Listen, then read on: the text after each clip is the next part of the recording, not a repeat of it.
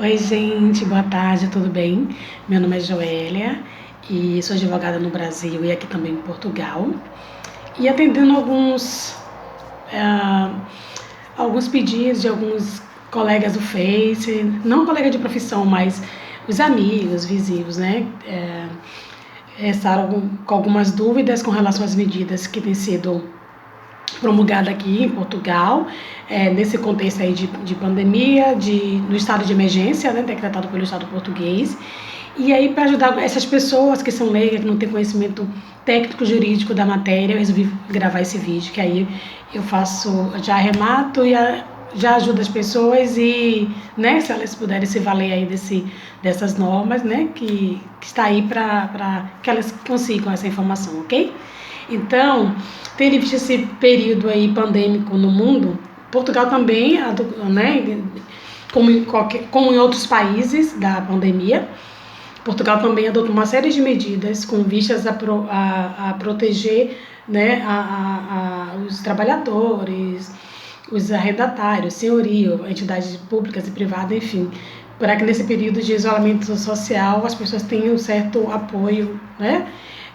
Enfim, e aí então eu vou tratar aqui de uma lei que é 4C/2020, de 2 de abril de 2020. Essa lei ela vem tratar de um regime excepcional para proteção dos arrendatários e dos senhorios nos contratos de arrendamento no que tange à mora, ou seja, ela visa a proteger os arrendatários e dos senhorios que são prejudicados pelas moras no pagamento das rendas, né, que se venceram nesse período aí de estado de emergência.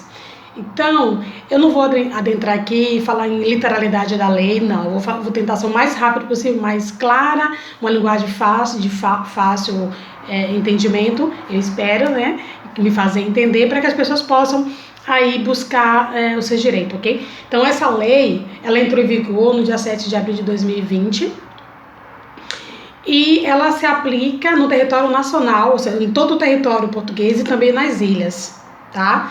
E ela se aplica a todas as rendas que se venceram a partir de 1º de abril de 2020 e 30 dias após a cessação do estado de emergência, ok?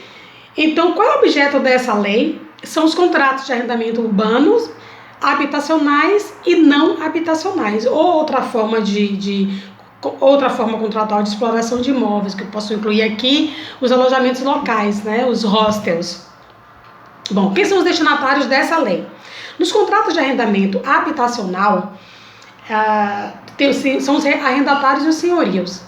E nos contratos de arrendamento não habitacional, ou seja, para fins não habitacional, são somente os arrendatários, ok? Quais são os requisitos? Os requisitos, no caso, vou separar aqui, para os arrendatários, eles têm que ter, claro, uma morada permanente, uma habitação permanente, e já falando aqui que essa habitação permanente é aquela que está declarada lá nas finanças, tá? Que é no registro fiscal, é aquele endereço que está lá no registro fiscal.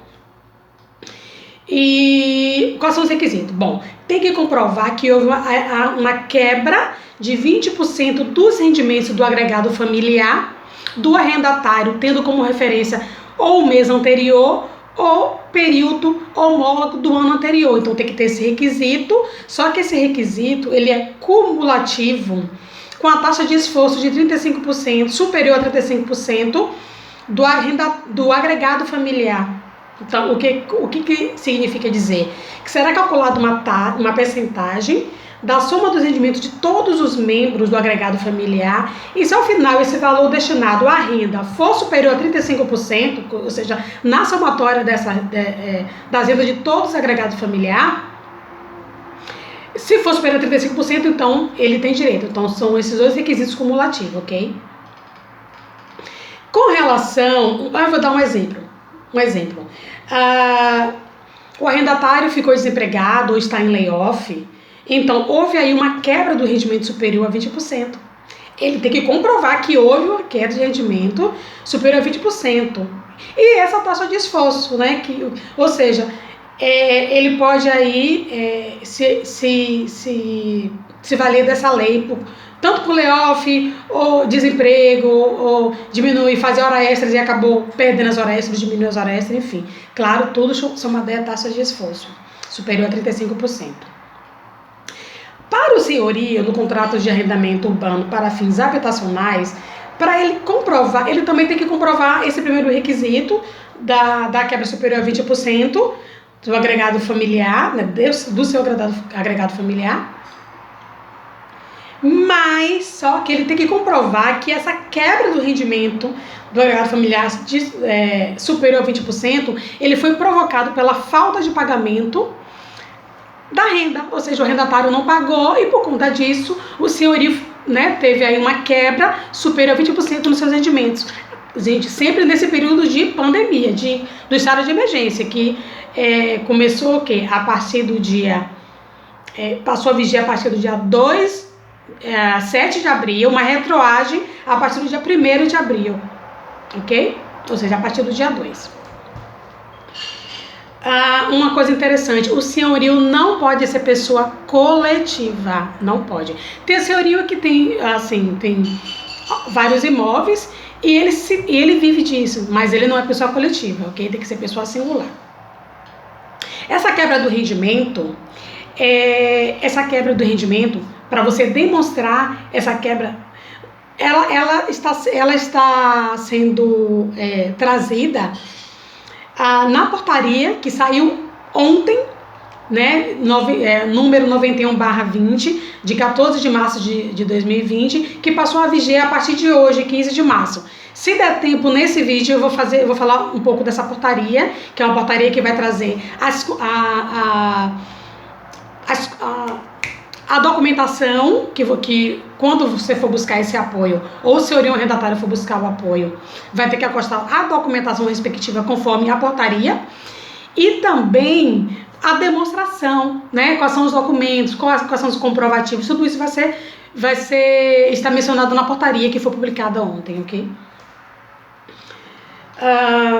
Bom, a mora do arrendatário, ou do senhorio, né? Enfim, o arrendatário ele pode também se valer de fazer o pagamento das rendas nos 12 meses seguintes ao término do estado de emergência ou 30 dias após a cessação do estado de emergência. Então, essa é uma outra hipótese que o arrendatário tem. Ou ele recorre ao apoio junto ao Instituto da Habitação, que eu vou falar mais lá para frente, ou ele utiliza essa forma aí de pagamento nos 2 últimos, do ano seguinte, né? 12 meses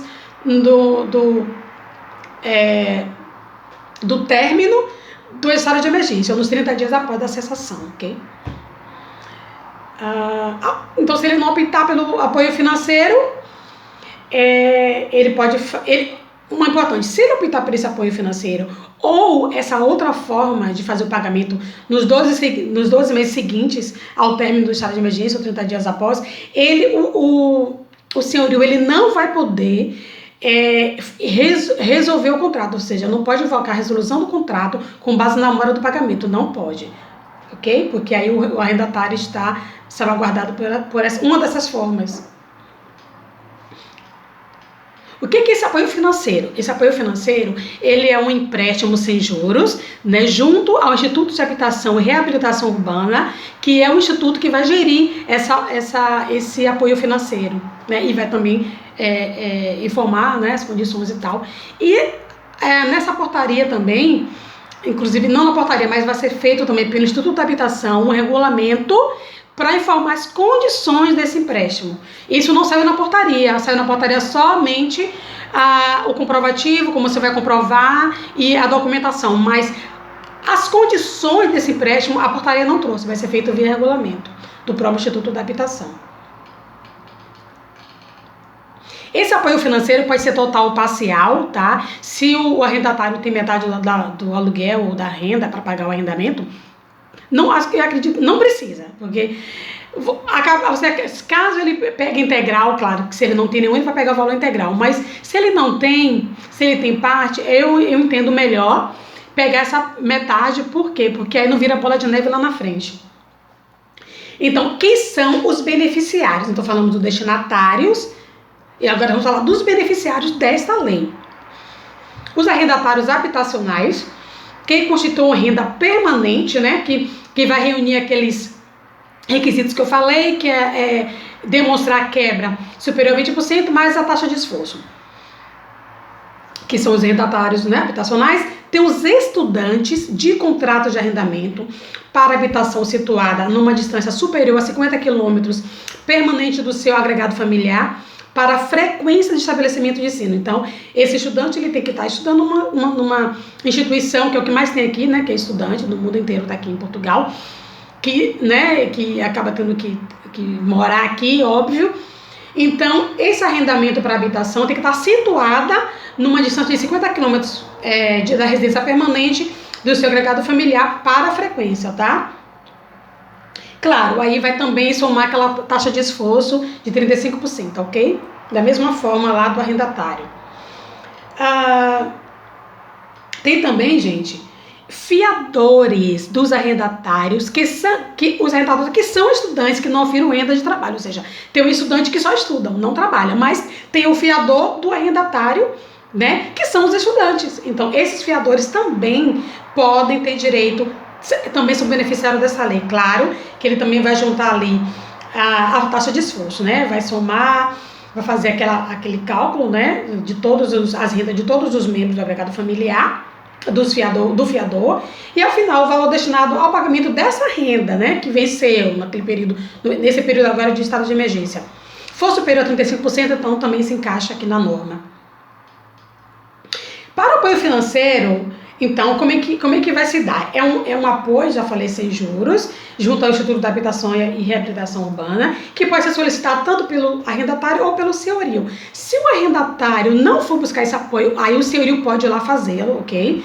Por quê? Porque não recebeu o dinheiro da renda, né? Então, ele vai lá e junto ao Instituto Habitacional e recorre ao benefício, ao apoio. Ou também, uma outra hipótese que o senhorio pode recorrer é que se o valor da renda, porque esse valor da renda tem que compensar o quê? A renda devida e não paga. Se aquele rendimento do restante do agregado, né, do senhorio, descer abaixo do índice, que é o indexante do apoio social, que hoje remonta o valor de R$ 438,81 €, aí ele também pode recorrer. Então, o senhorio pode recorrer nessas duas hipóteses. O que mais que eu posso falar? Agora eu vou falar um pouco dos deveres do arrendatário. Como é que o arrendatário vai se valer